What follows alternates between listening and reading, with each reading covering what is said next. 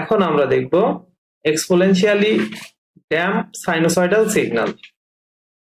Exponentially damp signal হচ্ছে একটা signal যদি প্রথমে অ্যামপ্লিটিউড হাই থাকে, অনেক বেশি থাকে, এবং সেখান থেকে এক্সপোনেনশিয়ালি কমতে কমতে কমতে কমতে জিরো এর অনেক কাছাকাছি চলে আসে, তাহলে সেই সিগন্যালটা হবে হচ্ছে exponentially decade signal.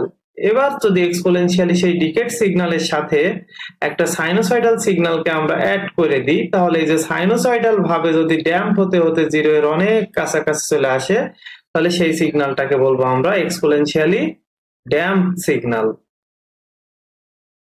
When a real value decayed exponential signal is multiplied with a sinusoidal signal, its result is defined as exponentially damped sinusoidal signal. It can be represented as for continuous time signal x of t equal to a e to the power minus alpha t sin omega t plus phi, where alpha is greater than 0. It also can be represented as for discrete time signal x of n equal to a e to the power alpha n sin omega n plus phi, where alpha is greater than 0.